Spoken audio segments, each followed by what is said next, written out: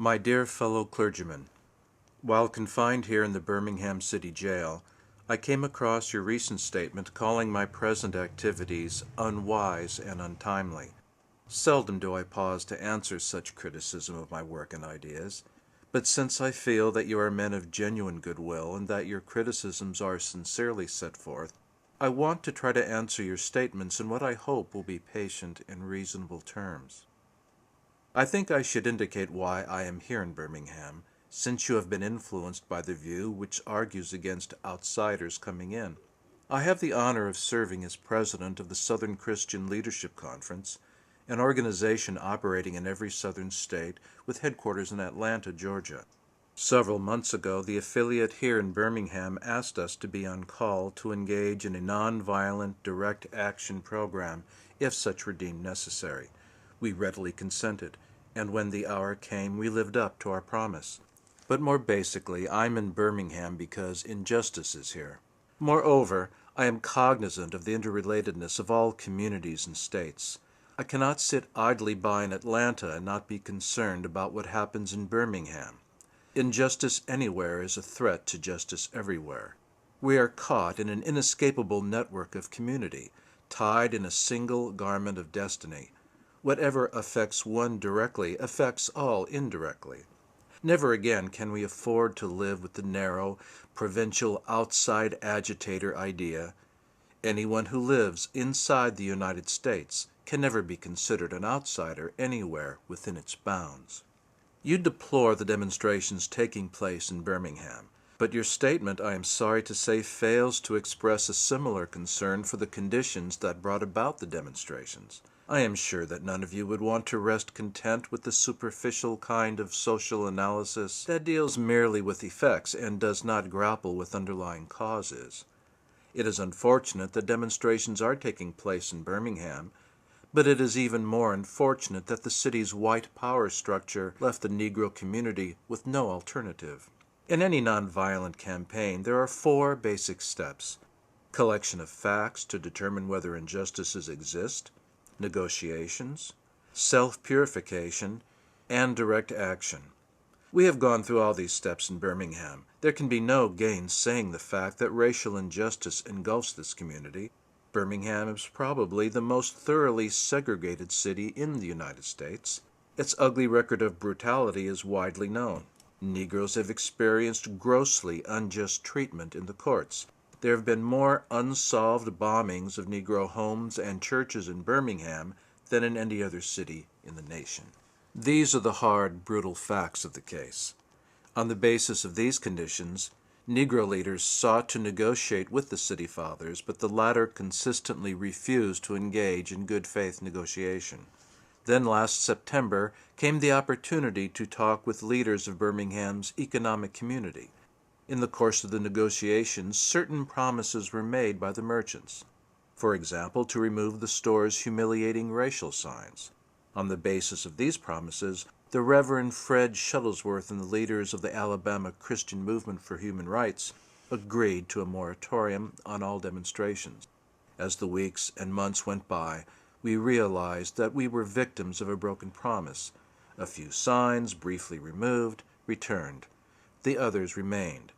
As in so many past experiences, our hopes had been blasted and the shadow of deep disappointment settled upon us.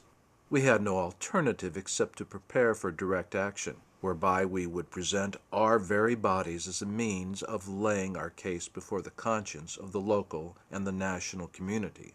Mindful of the difficulties involved, we decided to undertake a process of self-purification. We began a series of workshops on nonviolence, and we repeatedly asked ourselves, are you able to accept blows without retaliating? Are you able to endure the ordeal of jail? You might well ask, why direct action? Why sit-ins, marches, and so forth? Isn't negotiation a better path?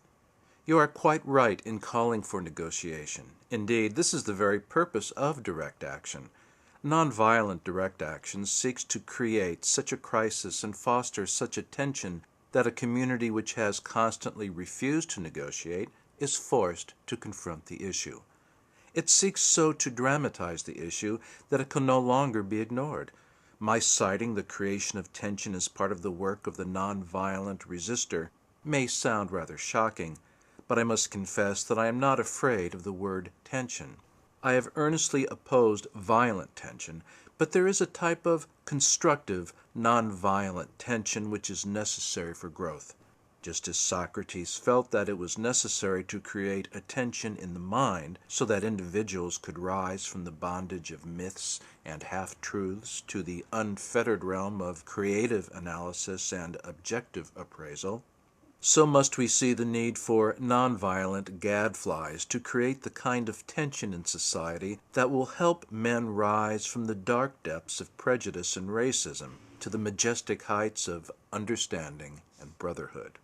The purpose of our direct action is to create a situation so crisis-packed that it will inevitably open the door to negotiation. I therefore concur with you in your call for negotiation. Too long has our beloved Southland been bogged down in a tragic effort to live in monologue rather than dialogue. One of the basic points in your statement is that the action that I and my associates have taken in Birmingham is untimely. My friends, I must say to you that we have not made a single gain in civil rights without determined legal and nonviolent pressure. Lamentably, it is an historical fact that privileged groups seldom give up their privileges voluntarily. Individuals may see the moral light and voluntarily give up their unjust posture, but as Reinhold Niebuhr has reminded us, groups tend to be more immoral than individuals. We know through painful experience that freedom is never voluntarily given by the oppressor. It must be demanded by the oppressed. Frankly, I have yet to engage in a direct action campaign that was well-timed in the view of those who have not suffered unduly from the disease of segregation. For years now, I have heard the word wait. It rings in the ear of every Negro with piercing familiarity. This wait has almost always meant never. We must come to see with one of our distinguished jurists that justice too long delayed is justice denied. We have waited for more than 340 years for our constitutional and God-given rights. The nations of Asia and Africa are moving with jet-like speed towards gaining political independence, but we still creep at horse and buggy pace towards gaining a cup of coffee at a lunch counter. Perhaps it is easy for those who have never felt the stinging darts of segregation to say wait. But when you have seen vicious mobs lynch your mothers and fathers at will and drown your sisters and brothers at whim, when you have seen hate-filled policemen curse, kick, and even kill your black brothers and sisters, when you see the vast majority of your 20 million Negro brothers smoldering in an airtight cage of poverty in the midst of an affluent society, when you suddenly find your tongue twisted and your speech stammering as you seek to explain to your 6-year-old daughter why she can't go to the public amusement park that has just been advertised on television, and see tears welling up in her eyes when she is told that Funtown is closed to colored children, and see ominous clouds of inferiority beginning to form in her little mental sky, and see her beginning to distort her personality by developing an unconscious bitterness towards white people, when you have to concoct an answer for a 5-year-old son who is asking, "Daddy, why do white people treat colored people so mean?"